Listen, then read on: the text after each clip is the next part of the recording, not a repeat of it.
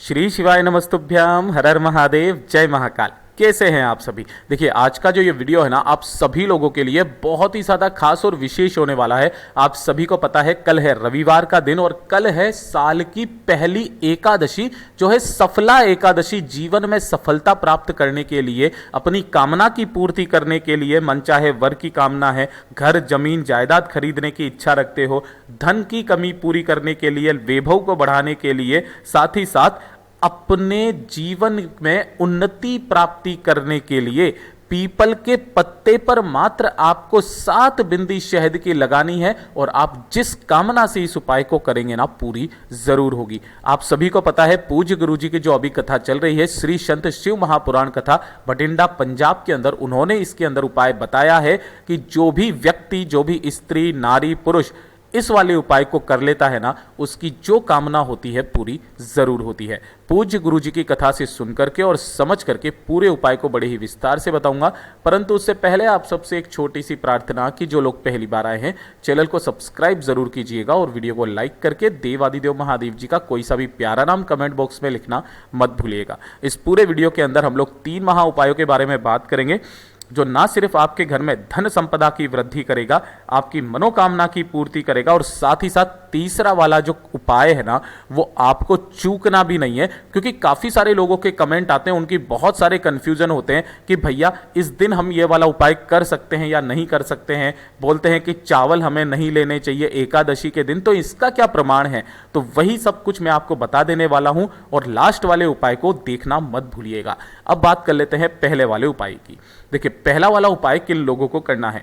अगर आपके घर में धन संपदा नहीं बढ़ रही है, पहला काम धन संपदा को बढ़ाने के लिए, माता लक्ष्मी जी का आपके घर में वास नहीं है, व्यापार अच्छे से नहीं चल रहा है, किसी की नौकरी में तरक्की नहीं हो रही है, उन्नति नहीं हो रही है ना परिवार की, तो परिवार की उन्नति के लिए, लक्ष्मी प्राप्ति के लिए, संपदा को बढ़ाने के लिए, वैभव को बढ़ाने के लिए कल इस वाले उपाय को करना कोई भी मत भूलिएगा। आपको इसके लिए करना क्या है, एक पीपल का पत्ता लेना है जो कहीं से भी खंडित ना हो, यह चीज ध्यान दीजिएगा, एकदम साबुत पीपल का पत्ता। अब आप रविवार के दिन तो इस वाले काम को नहीं कर सकते, तो आप एक दिन पहले ही पीपल का पत्ता जरूर रख लेना, ठीक है। इसी के साथ में आपको लेना होगा थोड़ा सा शहद। शहद आपको ज्यादा नहीं, मात्र 2 से 4 बूंदे ले लेना, जिससे कि आप 7 बिंदी लगा सको। इतना शहद ही मात्र आपको चाहिए होगा। इसी के साथ आपको चाहिए होंगे 7 चावल के दाने, है ना।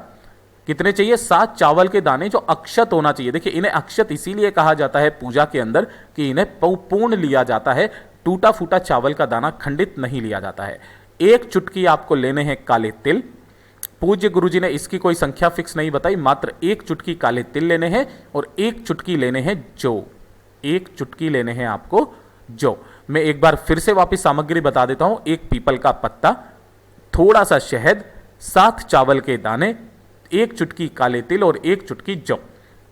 अब एकादशी के दिन सुबह के समय आपको क्या करना है, घर पर ही स्नान करने के पश्चात, कोई भी कर सकता है, घर की स्त्री भी कर सकती है, पुरुष भी इस उपाय को कर सकता है। जो पीपल का पत्ता आपने लिया है ना, इस पीपल के पत्ते के ऊपर आपको अपने पूर्वजों यानी कि अपने पितरों का स्मरण करते हुए 7 शहद की बिंदियां इस पीपल के पत्ते पर इस क्रम में आपको लगानी है, जैसे मैं आपको बता रहा हूं। 1 2 3 4 5 6 और 7 ये कर दोगे।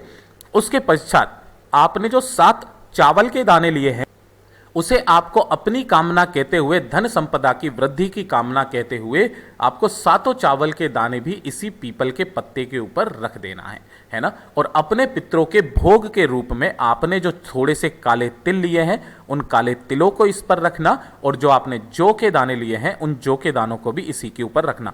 कोशिश हो सके तो कुछ मीठा जरूर रख देना इसी के ऊपर। इस पीपल के पत्ते को आपको अपने पूरे घर में घुमाना है, पूरे घर में घुमा करके, और सीधा चले जाना है घर के बाहर। जो भी आपके आसपास बहता नदी, तालाब, सरोवर है ना, वहां पर प्रवाहित करने के लिए। ध्यान रखना, अगर आपके आसपास में बहता नदी, तालाब, सरोवर नहीं है, तो पितरों के समान माने जाने वाले 3 वृक्ष होते हैं, पीपल का, बेल वृक्ष का और साथ ही साथ वट का वृक्ष। आप चाहे तो पीपल के पेड़ के नीचे चले जाना, लेकिन कल एकादशी है, पीपल के पेड़ के नीचे नहीं जाना है। रविवार की एकादशी है तो आप बेल वृक्ष के नीचे जा सकते हैं या फिर वट वृक्ष के नीचे जाकर के उस पीपल के पत्ते को अपना नाम और गोत्र बोल करके यहां पर रख करके चले आ जाना, अपनी कामना कह देना। पूज्य गुरुजी ने कहा है इस एकादशी के दिन करके देख लेना, अगली एकादशी तक आपको इसका फल जरूर प्रदान होगा। पूज्य गुरुजी का बहुत अद्भुत और अचूक उपाय है, जरूर कीजिएगा। बात करते हैं दूसरे वाले उपाय की। ये तो पहला उपाय तो हो गया आपके घर में धन संपदा वैभव लक्ष्मी प्राप्ति के लिए। दूसरा उपाय, अगर आपकी कोई विशेष मनोकामना है, देखिए विशेष मनोकामना किस तरीके से कि अगर जैसे कि आप घर खरीदना चाहते हैं या अपनी जमीन जायदाद बेचना चाहते हैं, मनचाहे वर की आपको प्राप्ति करनी है ना, तो जो भी आपकी विशेष मनोकामना है ना, उस विशेष मनोकामना पूर्ति के लिए इस वाले उपाय को कल करना मत भूलिएगा। 1 लोटा शुद्ध जल लेना अपने घर का, ठीक है ना, एकदम ताजा जल आपको लेना है। इसी के साथ में आपको लेनी होगी 1 चुटकी हल्दी, ठीक है। अब काफी सारे लोग बोलेंगे भैया महादेव जी को हल्दी तो चढ़ती नहीं है।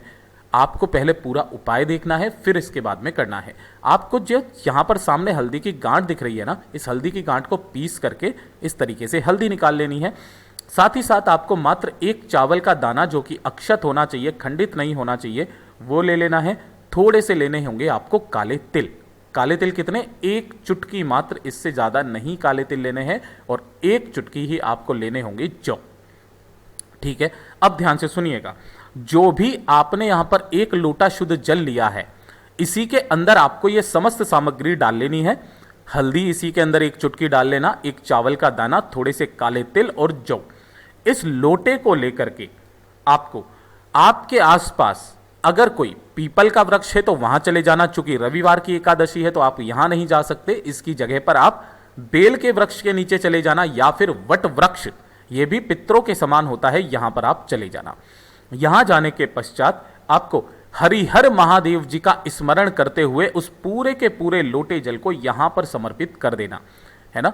और हरिहर महादेव जी के नाम से जब आप इस उपाय को करेंगे, आपका मुंह होगा उत्तर दिशा की तरफ, और लोटे को समर्पित करते वक्त में आपके उसके जो छींटे हैं वो आपके पैरों पर नहीं पड़ने चाहिए, इसलिए पूरा झुक करके आपको यहां पर जल समर्पित कर देना है।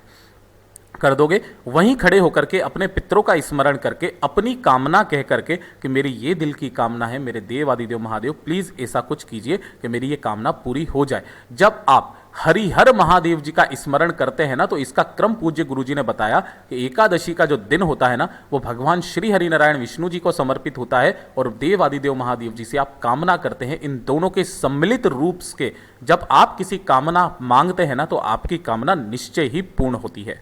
पूज्य गुरुजी का बहुत अद्भुत और अचूक उपाय है, जरूर कीजिएगा।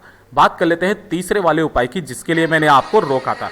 देखिए क्या होता है ना, काफी सारे लोग कंफ्यूज इस बात पर रहते हैं कि भैया एकादशी के दिन जो आप चावल का उपाय बताते हैं, वो चावल का उपाय तो हमें करना ही नहीं चाहिए, चावल चढ़ता ही नहीं है। ऐसा नहीं है। देखिए 2 तरीके के लोग होते हैं। एक वो जिनकी मृत्यु निश्चित है, जो कि मृत्यु लोक में निवास करते हैं, जैसे कि हम लोग, है ना, और जो देवलोक में निवास करते हैं जिनकी मृत्यु निश्चित नहीं है। तो जो चावल नहीं खाने का क्रम है ना एकादशी के दिन, वो केवल हम लोगों के लिए होता है। जो भी जिनकी मृत्यु निश्चित है, जो मृत्यु लोक में निवास करते हैं, उन लोगों को चावल का सेवन एकादशी के दिन नहीं करना चाहिए, इससे हमें दोष लगता है। लेकिन जब आप किसी भी उपाय के लिए देवताओं को, महादेव जी को समर्पित करते हैं ना, तो आप इजीली इसे समर्पित कर सकते हैं, कोई दिक्कत कोई परेशानी वाली बात नहीं है। तो आप महादेव जी को चावल का भोग लगा सकते हैं, उन्हें आप चावल चढ़ा सकते हैं, उपाय कर सकते हैं, कोई दिक्कत नहीं है। तो ये हो गया, ये आपकी जो कंफ्यूजन थी वो दूर कर दी। अब ध्यान से सुनिएगा, आप सभी को पता है कि आपके जीवन में जो सबसे बड़ा रोल, आपके घर में सुख शांति समृद्धि के लिए जो सबसे बड़ा रोल प्ले करते हैं, वो आपके पितृ होते हैं। क्या आपको पता है कि 3 वृक्ष ऐसे कौन से हैं जो आपके पितरों के तुल्य हैं? 3 पक्षी ऐसे कौन से हैं जो आपके पितरों के तुल्य हैं? 3 जानवर है ना, पशु, जो आपके पितरों के तुल्य होते हैं, और 3 ही आपके जलचर जो आपके पितरों के तुल्य होते हैं।